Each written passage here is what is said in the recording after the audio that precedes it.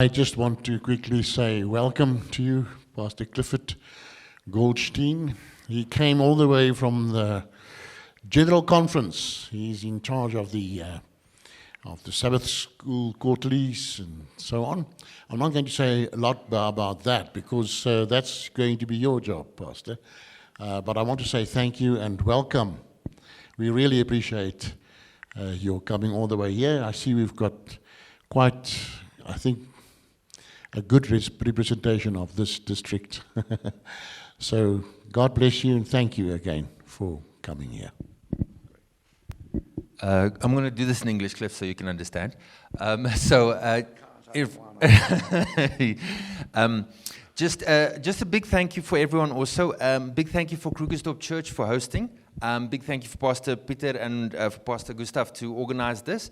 I'm just the chauffeur. You know, that's all I'm doing here. So it's good for me. I just quickly want to see which churches are all here. We've got Krugersdorp. Everyone from Krugersdorp, can you just put up your hands? Okay. Which other churches do we have? West Rand. Put up a church from West Rand. And a lot from West Rand. Other churches, which ones? Where's Panorama? Put up your hands there, Panorama. Any other churches we're missing? Randfontein. Potch. All the way from Potch. Okay. Also Potch, a whole bunch of people from Potch. Randfontein, anyone from Randfontein? There we go. Wie het ons nog gemis? Wie het ons... Carltonville, anyone from Carltonville? Was een, daar sê. Of is het 'n ander kerk? Joburg North, there we go. There's Joburg North, that's my church. So, ons bly almal kon nie wees. Cliff told me, warned me, he says, keep it short. Cliff has been in the conference for 4 years. He's actually 40, but he doesn't want to show his age. What did you say? I said you in the GC for like 4 years because it's actually 40, but you didn't want to show your age. We all know the lesson books. Cliff is in charge of the editing of the lesson books. So the lesson books we have is he makes sure it comes out looking good and sounding right. We appreciate that, Cliff. Thank you for coming to South Africa. You've been here a couple of times. When was your first time that you came? Can you remember? It was Probably before Technicolor. 20 years ago, at least. Maybe a good 20 years ago, at least. I've been here like 5-6 times. So there we go. So Cliff enjoys South Africa. He loves our history and culture and the animals. Just to give you an idea, Cliff this morning is going to do his testimony. That's something special. So, Cliff, without further ado, but just tell us a little bit more about you, where you're living now, and just a little bit. Well, as I said, I've been at the GC 40 years, and next year's GC session, so they could throw me out. They could throw me out next year. I hope they don't, but they might. But I now live in Tennessee. I telecommute. They let me do it. That was one of the advantages of COVID.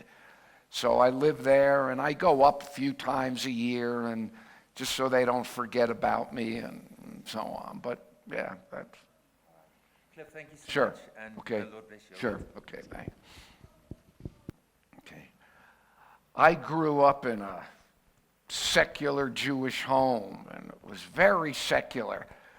We joked the way we kept the holidays was like, they try to kill us, they failed, let's eat. Okay. And that was the essence of my religious education. I got nothing. I grew up very secular, and it was mostly very postmodern. And the idea was you have your truth, and that's your truth. You can have your truth, and that's yours. And it didn't matter if they were logically clashing. You know, there was no overarching God's eye view. You know, truth was personal, subjective, cultural. And that's how I was raised. That's how I believed. And then one day, I'm 21 years old. And I'm sitting in a pizza parlor in Gainesville, Florida, and I'm reading a philosopher. And I read something that just suddenly, that whole worldview shattered. And the best way to describe it, okay, I'm in this pizza parlor, and there's a pizza on the table in front of me.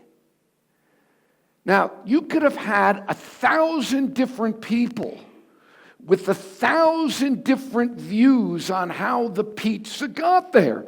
They could have thought aliens dropped it out of a flying saucer. It evolved. The god Marduk created. It didn't matter. You could have 1,000 different people with 1,000 different views. They could have started religions based on their view of the pizza. And maybe every view was wrong. Maybe nobody knew or nobody could know how the pizza got there. But the fact was, somewhere out there, something had to explain the existence of the pizza. And whatever that was the truth regarding the pizza. Well, it just suddenly hit me. I mean, I'm here. The world here. The universe is here.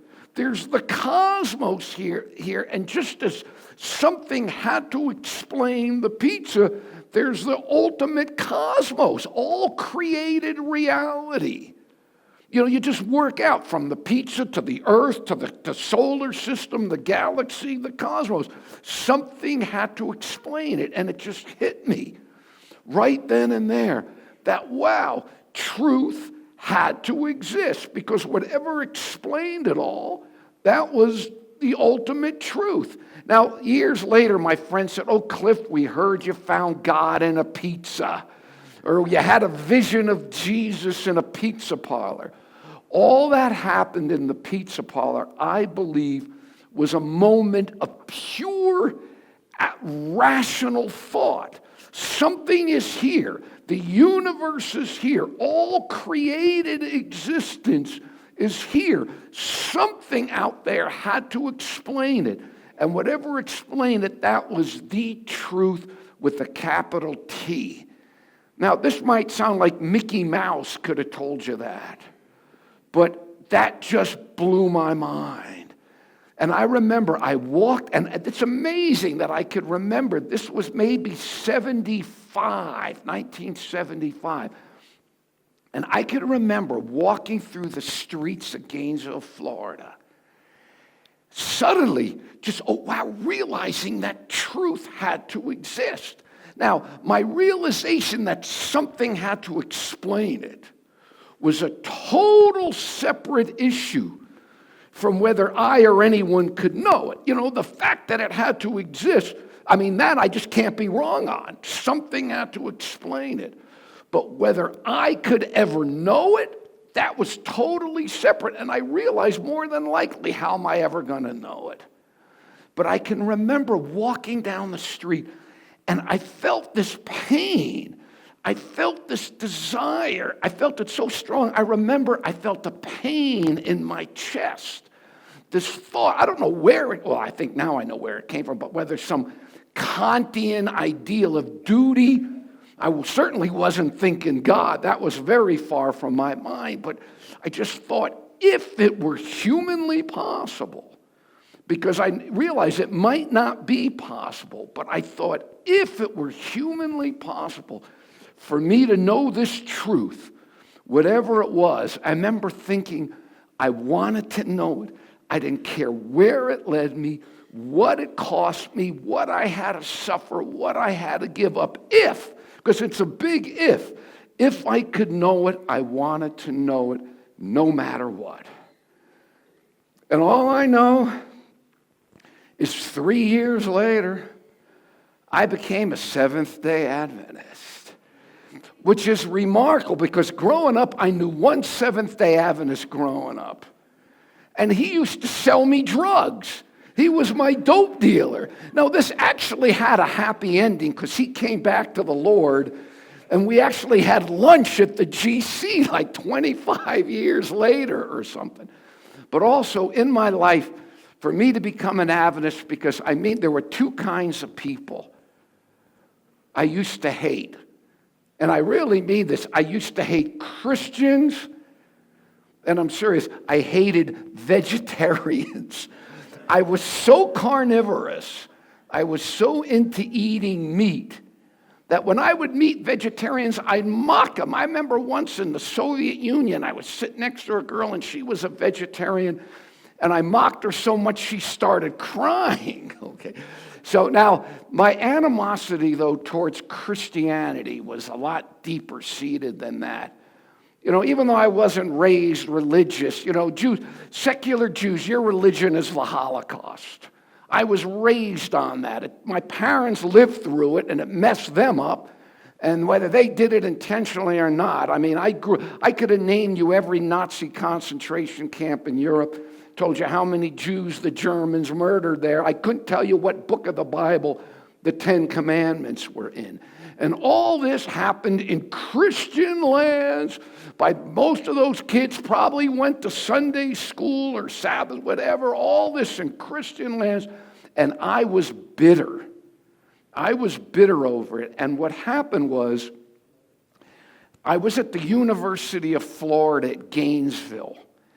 And there was this hellfire and brimstone itinerant preacher who used to come to the campus. And he'd stand out there on the campus with his Bible in his hand, and he'd be preaching hellfire and brimstone. And a circle of students would get around him. And some of them would mock him and heckle him from the crowd. I was never content to stand in the circle. I got on that guy's heels. I cursed his Bible. I cursed his mother. You know, I mean, I was as rude as I could be. And he used to swear there was no hope for me. And he was a charismatic, and he'd put his hands on my head and speak in tongues, you know, and try to cast demons out of me, and I'd writhe, you know, and I would just make it fun. And my friends eventually nicknamed me Heckle. And it was so funny, about 10 years ago, some guy sent me an email. He said, I forgot your first name, I just remembered you as Heckle. And then I showed it to my wife. I said, see, I've been telling you the truth all along. He remembered me as Heckle. Well, this went on for a number of years until I graduated. It was the University of Florida at Gainesville. And at that time of my life, I had one goal and one goal alone. I was going to be a novelist or nothing. I had started this novel my senior year in college, and the book just consumed me. Nothing else mattered to me. Write this novel. You know, I was an English major. I finished school, but I didn't care about it. All I cared about was working on my novel. And I had put about a year into it, my senior year at college. And then I went home. I graduated, and I went home to Miami Beach. I grew up in Miami Beach. And I'm back in Miami, and I'm there a while, and I thought, you know, I don't want to stay here. I had a little bit of money left over from school, and I decided I'm going to go over to Europe and work on the novel in Europe, because part of the novel took place in Europe. So I was just going to go over, try to find any kind of work I could. You know, I'd be there illegally working, and just work on my novel. So I ended up doing that, and I'm in England, and I'm hitchhiking around England, and I'm not getting anywhere, not finding work. It's not working out. So I decided I'm going to go to Sweden, because I had actually, a couple of years earlier, actually lived in Sweden. I was fairly fluent in the language. I thought, I'm going to go back to Sweden. So I hitchhiked to the British coast.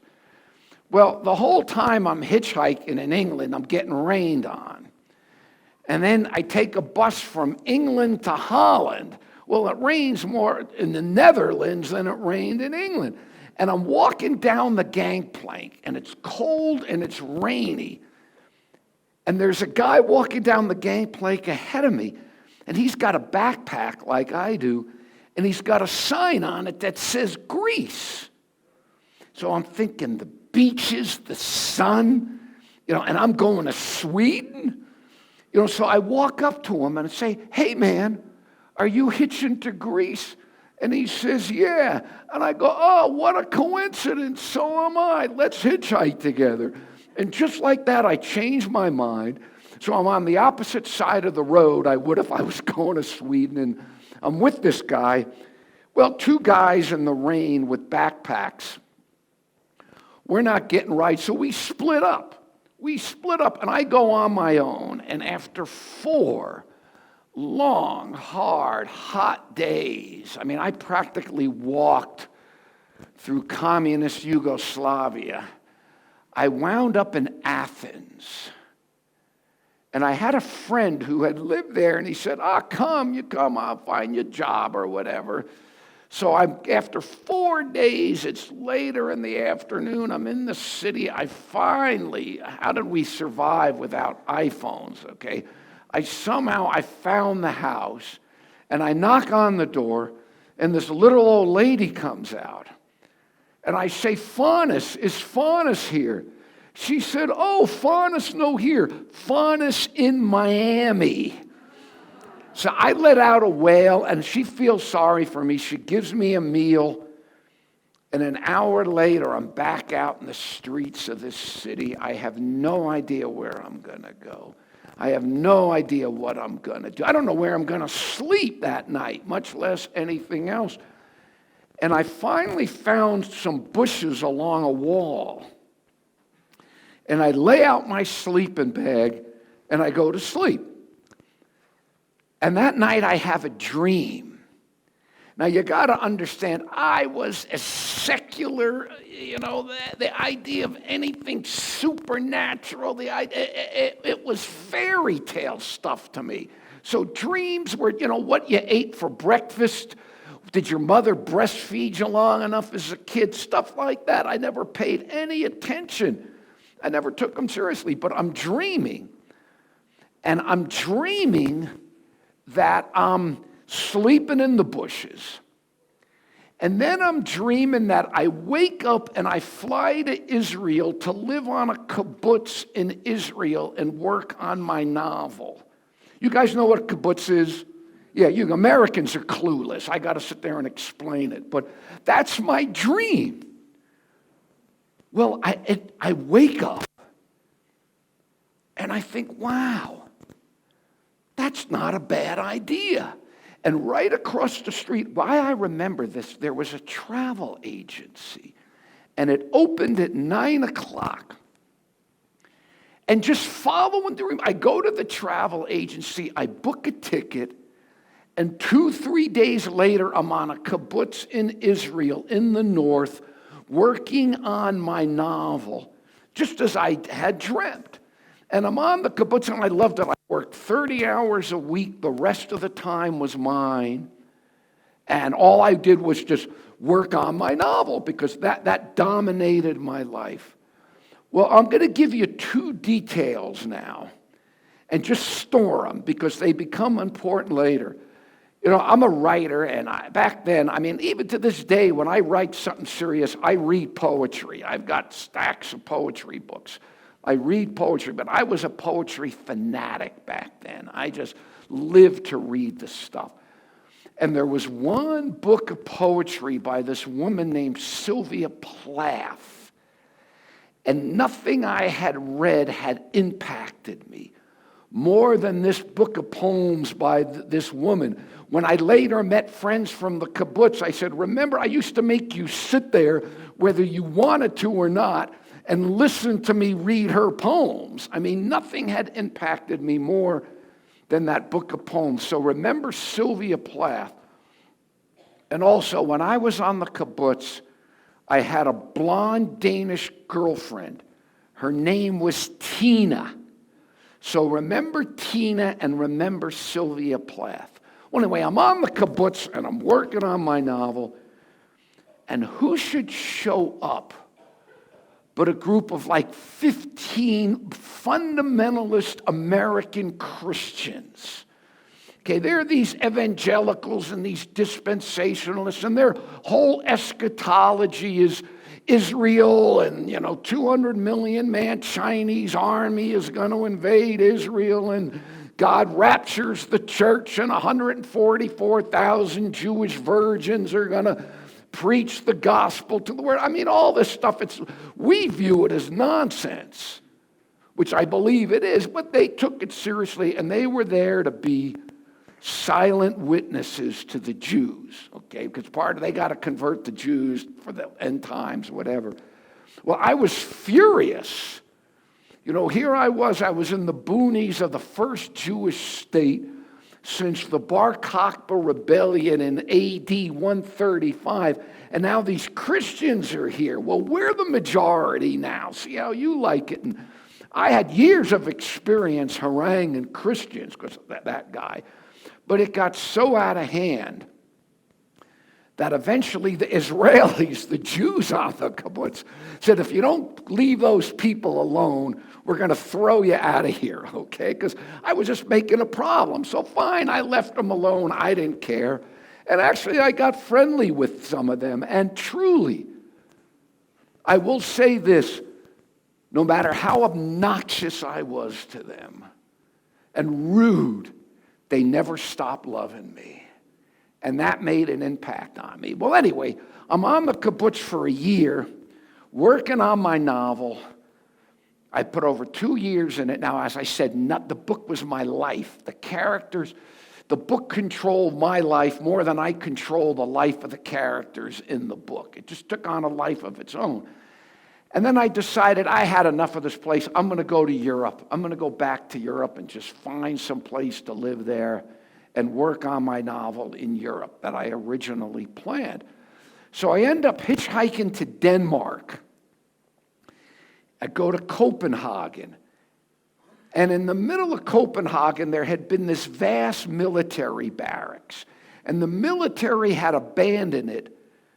And all these hippies and these squatters had moved into there. And it was like an alternate community. It was just a separate community there. And I had been there before, and I remembered it. I didn't remember it. It really was kind of a sleazy place. I think every drug addict in Europe was there.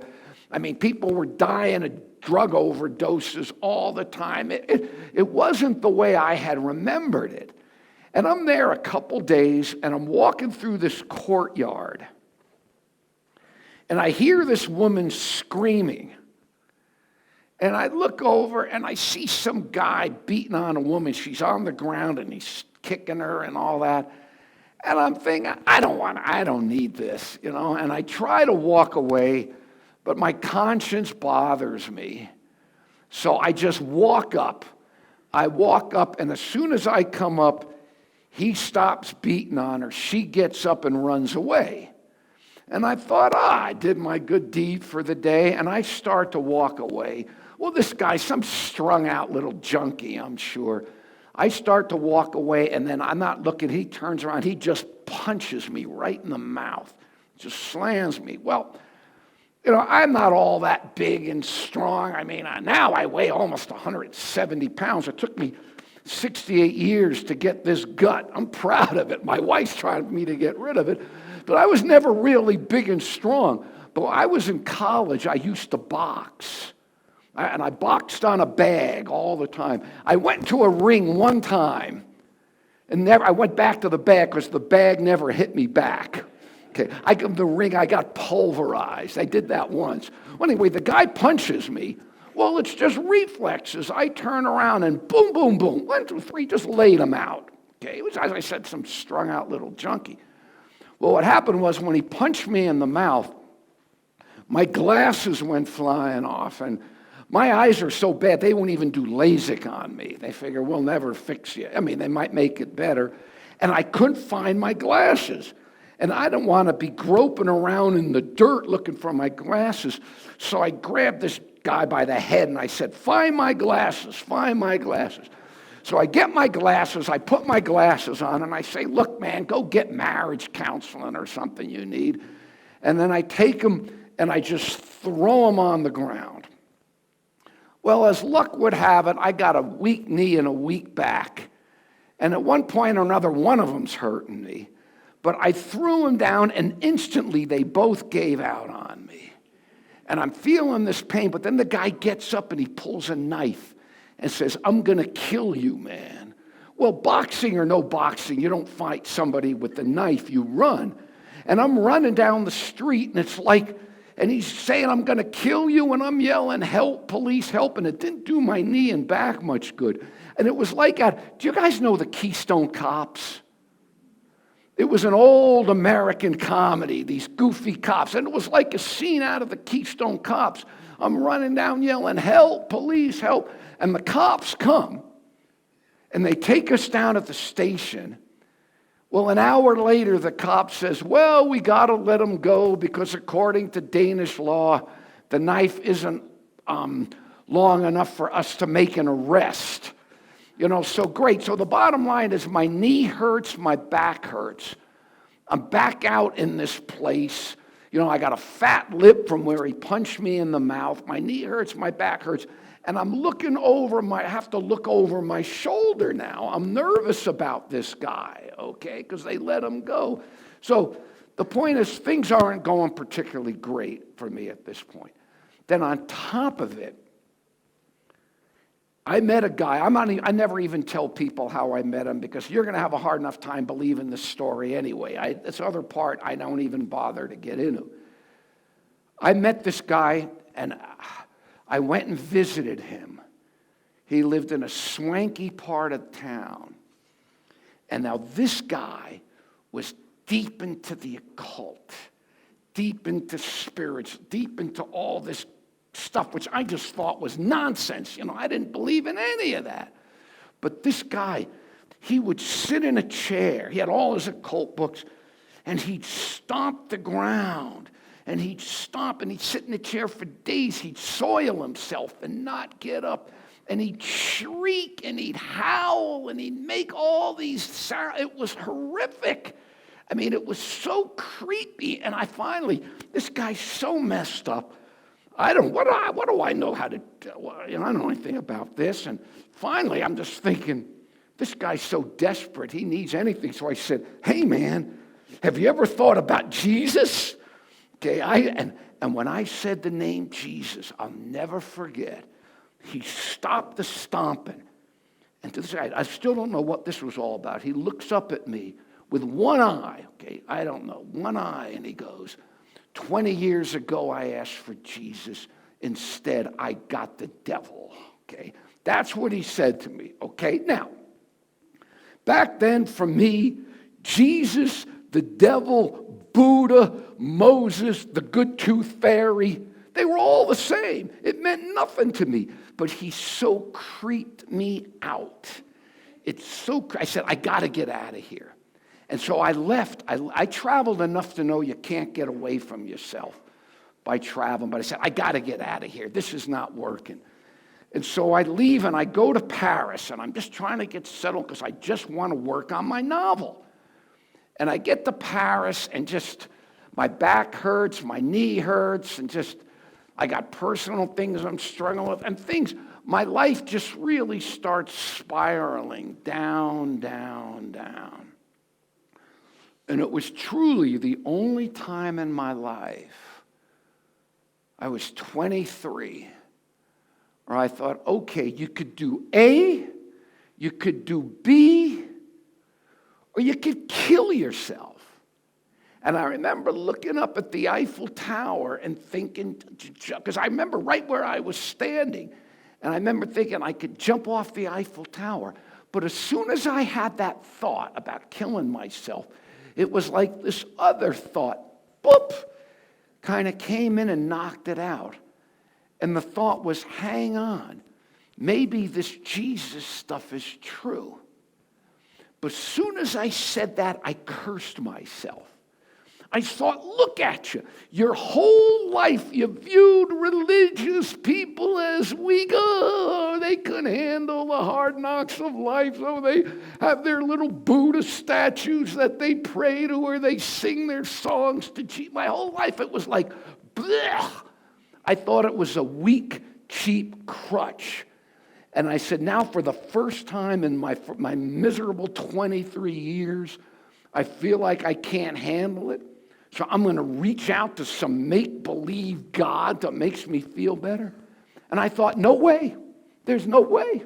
I wasn't going to do it. I was too honest a seeker of truth to reach out and believe a lie, no matter how good the lie made me feel. In other words, I would have rather have jumped off the Eiffel Tower and been dead than live a lie consciously live a lie, no matter how good the lie made me feel. And I can still remember I stopped. And whether I shook a fist up in the sky or not, I don't know. But I said, okay, God, if you're there, if you exist, I need a sign. Only years later did I remember reading, Greeks seek for wisdom, Jews seek for a sign. I knew nothing about that. I said, God, if you exist, I need a sign. Otherwise, I will never believe ever. And with that, I left. And I said, I'm going to go back to Israel. I'm going to go back to my kibbutz and just pick up on the novel because I wasn't getting a lot done bumming through Europe. And all that mattered was the book. So I go back to the kibbutz to try to get back on, and they won't let me back on. The Israelis won't let me back on. So I'm going to go to another kibbutz. And I told the Christians what happened in Paris. I said, if God is there, I need a sign. And they said, well, if you asked, he'll give it to you. Oh, I'm fine, I wasn't really anticipating much, but I was open. Well, anyway, I going to go to get assigned to another kibbutz. Well, you don't just walk to a kibbutz and knock on the door. You got to go to a main office, and they'll where there's needed, they'll assign you to the kibbutz. So I go to the main office. I go to the main office there in Tel Aviv, and that's an amazing story how I got there at the time I got there. That's another interesting element. And I go to the office, and there's a woman at the desk, and there's a boy sitting there who's ahead of me to get assigned to a kibbutz. And I just plop myself down right next to this guy. And he's there to get assigned. And I look over on the desk, and I see a sheet of paper. And it says Clifford Goldstein. And I thought, and I interrupted her. I said, look, ma'am, how did you know I was coming? She says, I don't know. Who are you? And I said, Clifford Goldstein. Well, the boy who was sitting there, he jumps up and says, no, that's my paper. My name is Clifford Goldstein. All right, Clifford Goldstein's not the most common name in the world, okay? But I was in Tel Aviv, okay? And then I said, Cliff, where are you from? And he said, I grew up Miami Beach. Okay, and when I told my mother the story, she remembered that when we were kids, we had the same pediatrician. And every now and then, his doctor bills would come to our house like 10, 15 years earlier. Well, he was there to get assigned to a kibbutz. And I said, Cliff, have I got the kibbutz for you? Just go to my old kibbutz and tell him your name is Clifford Goldstein and you're from Miami Beach and see what happens. So he goes to the kibbutz. Well, I get assigned to another one, and I'm not getting my act together. I'm going to go home. I'm going to go back to the States. So I go back to the old kibbutz for a visit. And they had maybe 30 different rooms for the volunteers. And Clifford Goldstein was in the same room that I had been in when I had left months earlier. And there were 2 beds in the room. And he was in the same bed that I had been in. So I'm sitting there and we're talking. And it's a little creepy, but we don't think that much of it. And we're talking. Now, when I left Israel to go to Europe, I just left all my books there. I was carrying a backpack. So I left all my books on the bookshelf right above the bed. And we're talking, and I look up, and I see a bunch of my old books up there. And I said, Cliff, do you like my books? And he says, what are you talking about?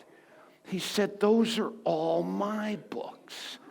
And I said, no way. And I reach up, and I go for the Sylvia Plath book. He had, the Sylvia Plath, and I pull it down, same author, same edition, same title, but it's not my book, it's his book.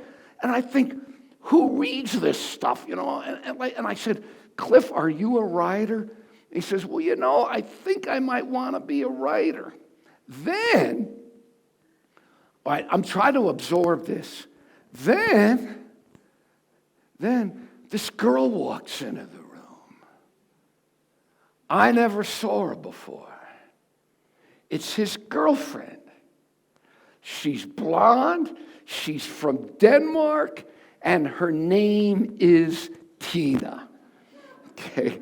Now, the Christians all knew what was going on, and I remember one of them, to this day, I'll never forget.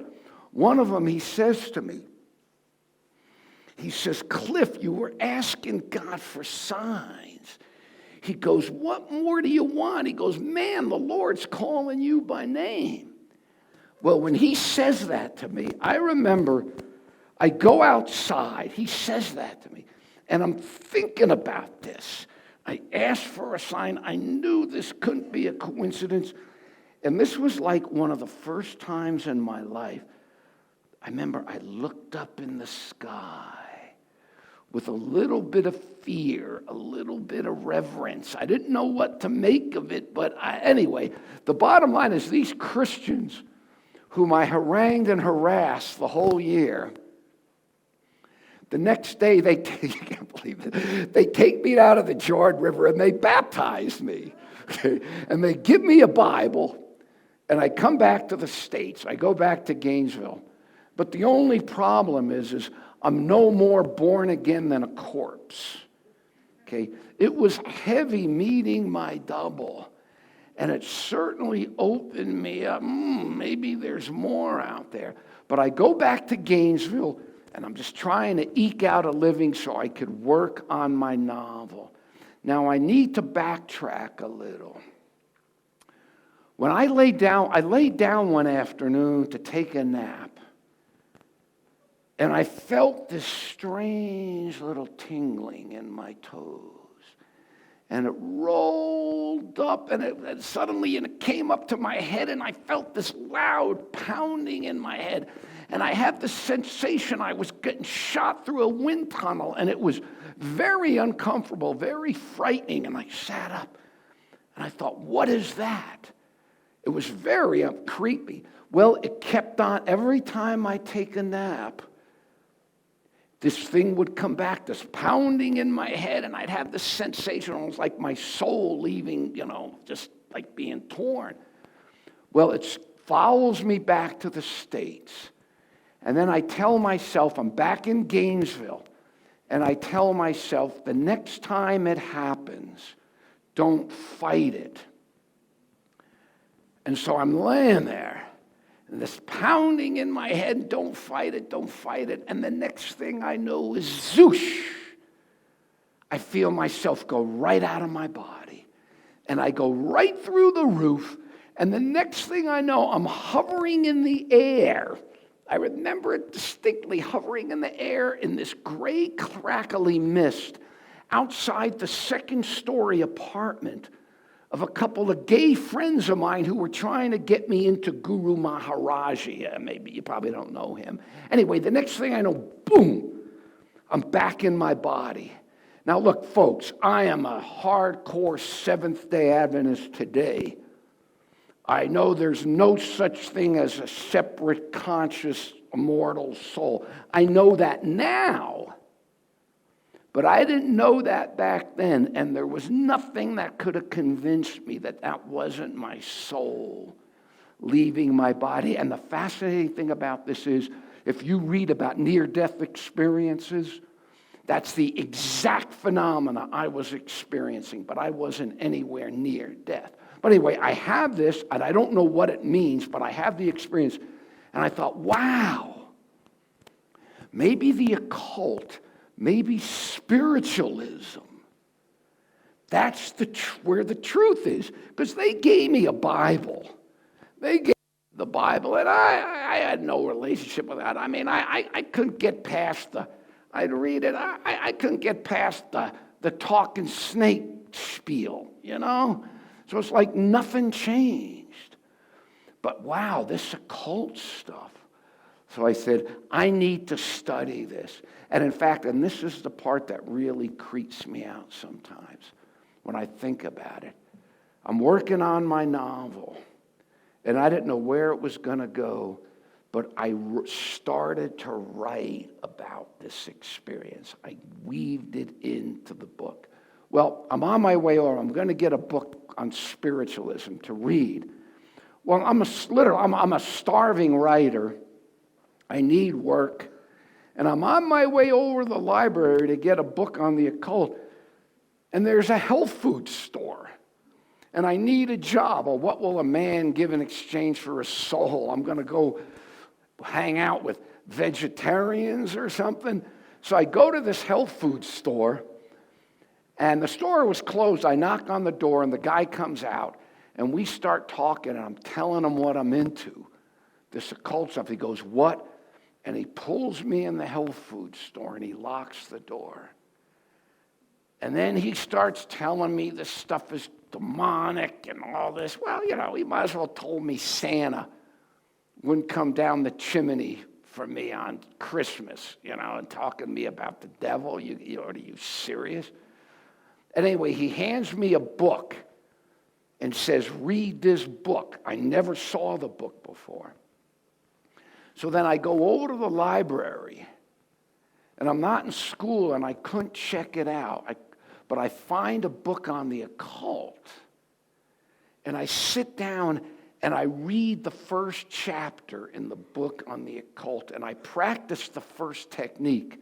They tell you just to stare at a point in the back of your head. Okay, I didn't know. So I sit there, I stare at the point in the back of my head, and then I get up to put the occult book back on the shelf. But here's the thing. I'm walking through the library, and literally, in my one hand, for the first time in my life, I got this book on the occult. First time. And literally, in my other hand, I got the book the guy handed me in the health food store. Occult book in one hand, the great controversy in the other. And I was clueless. I knew from nothing. Well, anyway, I started reading the Great Controversy. She was a lot more positive about Martin Luther than I was and even am today, but I know God used. But anyway, that's a separate issue. But anyway, so I'm going on my merry way, and about 2 nights later, the sun is setting in Gainesville, Florida. It's the fall of 1979. It's a couple weeks before my 24th birthday. I've been working on the novel 2.5 years. Nothing else mattered to me but the book. I poured everything into it. In fact, I felt better about it that night than I had since I started. If you ask me, did I believe in God? Did I believe in Jesus? Well, between meeting my double and the occult experiences, I knew that there was more to reality than what I had been taught in my secular education. I knew there was more there, but nothing really changed in my life. All that mattered to me was my book. And I go back to my room. Sun is set. And it's amazing. I've been telling this story since then. And it was only lately that I suddenly remembered one element in there. This Adventist scholar named John Peckham, he recently wrote a book called Theodicy of Love, and it's the whole Great Controversy scenario. And it was published by the evangelicals. In other words, he gave the whole Great Controversy, our whole message, no Ellen White, okay, which shows it's biblical. And he talked in the book about the Great Controversy, and he called it the terms of engagement. And he said there's certain terms of engagement which we don't understand. But anyway, that spurred. I go back to my room, and it's only in the past 3-4 years did I bring this up, only because of what he wrote, because I forgot about it. But I got back to my room, and for some reason, right before I came back to work on my novel, right before I worked, I closed my eyes and I uttered a prayer. I don't know what, I don't think it lasted 5 seconds. I wasn't sure who I was praying to. I just uttered a prayer. And somehow, in the terms of engagement, that's all the Lord needed. I mean, the devil had me. I'm having occult experiences. I just started writing about it. I'm studying it. He had me. And yet, once I uttered that prayer, the next thing I know, the presence of the Lord Jesus came to me in the room. Instantly, I knew who he was, and I knew exactly what he wanted. And his exact words to me were, Cliff, you have been playing with me long enough. If, and I can't stress how important that if is, because I had free will there.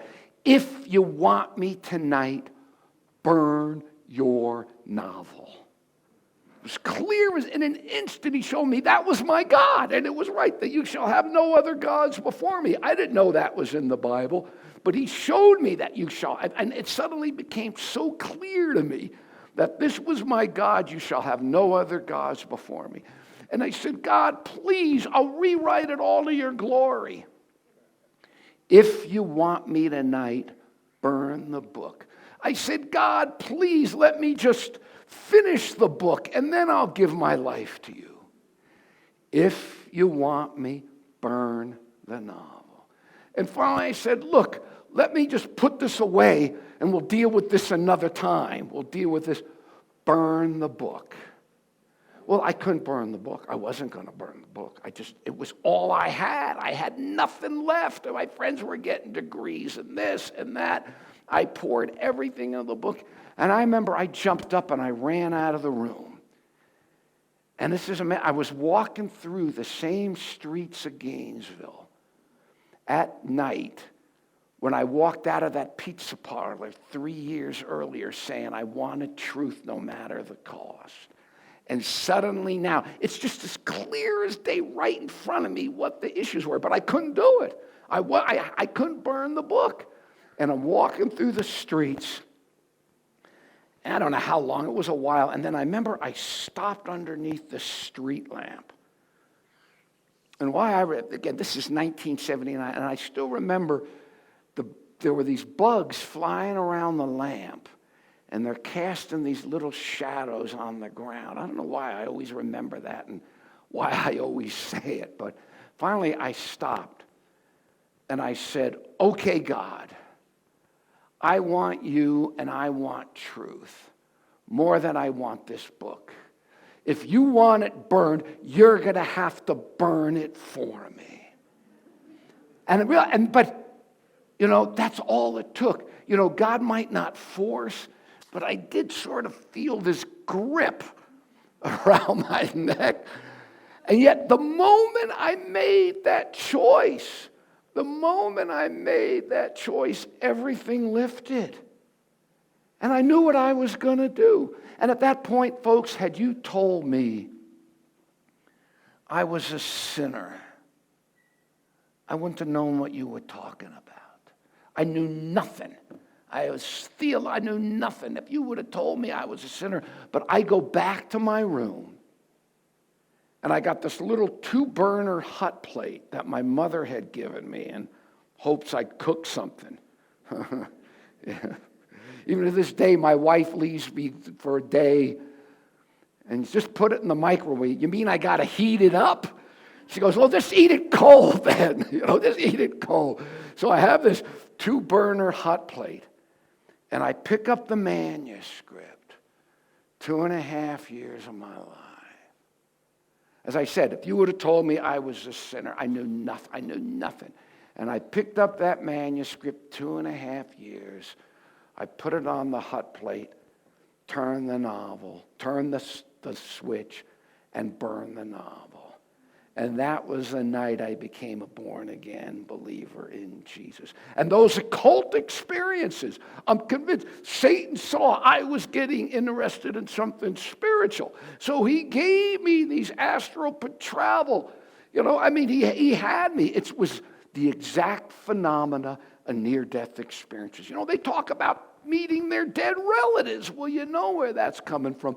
But the moment I gave my heart to Christ, those occult experiences never came back. Well, anyway, I burned the novel. They were Adventists in the health food store, and I started studying with them. And that preacher I used to harass, he comes back to town. And I got right in the center of the circle, right on his heels, as I used to do, only I witnessed to the crowd. Many of them remembered me as Heckle. Well, anyway, I'm in the health food store, and I'm studying with them. And it was over time through them I eventually became an Adventist. And now all right. I leave Israel. You're not going to believe this. I leave Israel. I'm in Gainesville. I left Israel about 2 months go by. I'm studying with them in the health food. It was about 8 months till I finally became an Adventist. I'm standing in front of the health food store, getting ready to cross the street. And this car drives by. And I think, do I wait or do I run across? I wait. And the car drives by. And who do you think's in the car? Clifford Goldstein. And I know God did that for him. At that point, I'm a believer. He did say to me, the car stopped, we talked. He did say to me, I have to admit, this is pretty incredible. And I finally found him on Facebook. He's a real estate developer. He won't answer my friend requests. He won't anything. He won't have anything to do with me. I think he's scared. I've got my instant messages over years. Cliff, let's talk. The last one, Cliff, I'm not going to preach to you, you know. But he won't. It is funny. There's another Clifford Goldstein who's much younger. He's a gynecologist. And every now and then, his patients get the email wrong, and they email me with this stuff, okay? So in the beginning, I kind of had some fun, but then I realized I shouldn't be doing that. And so anyway, is that the gong to stop? Oh, okay, well, I'm almost done. Yeah, I'm done, I'm almost done. But anyway, okay. So the point is, I burned that novel. I realized I might not ever write again. I died to it. I mean, it was my God, and it had to go. And for about 2 years, I didn't do any writing. I don't know what I was going to do. I mean, I'm useless in anything else. I have no interest in anything else. And I just died to it. Then one day, the opportunity came for me to write an article. And I wrote an article, and you'll never guess what it was on. Obviously, you could.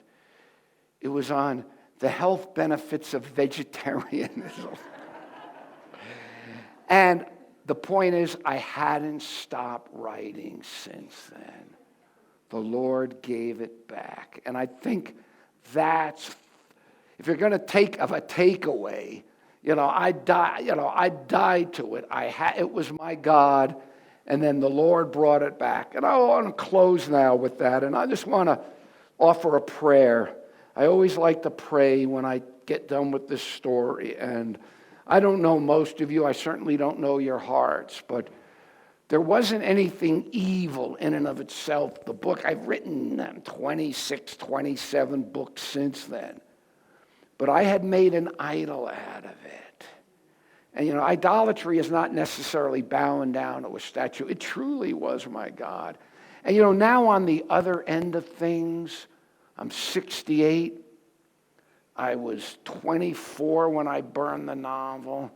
And sometimes I go to bookstores and I look on the shelves and I think, suppose my books were there. Suppose they were there. Suppose they became great, all that. What did it mean? It means nothing. It meant nothing. And I looked and think I could have lost my soul over the Hebrew word, vanity of vanity, all is vanity. The Hebrew word is hevel. It means vapor, breath. And I could have lost my soul over something that in the end was meaningless. So as I close, I just want to close with a prayer and just ask the Lord if there's anybody here. It doesn't have to have all the drama and all the bells and whistles of all that. I mean, I look back now, it's fine. It wasn't fun going through it, okay? I wouldn't want to do it all again, but if maybe there's something you're holding on to, that something that, it was not worth my soul, that no matter what happened, and I am so glad I surrendered that. Now I gave, and boom. And I've never looked back. I've never for a moment been sorry. Sometimes I wish I had a book to burn every day, but I don't think I could go through that every day. That would be a little. I still sometimes don't know how I did it. It was truly the great. I just made the choice. Just even make the choice. I made the choice with this mysterious gift of free will. It was so sacred. Jesus went to the cross rather than create beings who didn't have free will. Anyway, let's pray. Okay. Father, I thank you for the opportunity again to tell this story, and I marvel at what you've done in my life, Lord. And you are a personal God. You know each one of us individually. You prove that to me. And you know and love each person here. You know them as well as you know me, and you love them as much as you love me. And I pray that if there's anyone here, whatever age, whatever role in the church, if there's something they're clinging on to, Lord, show them the futility of it. Show them. I shudder to think what I could have lost for the little bit I think I would have gained, which would have been nothing. I pray that you'll bring conviction to them.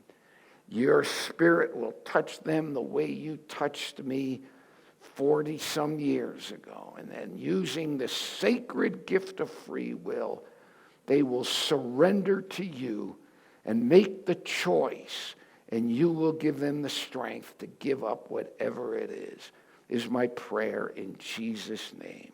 Amen.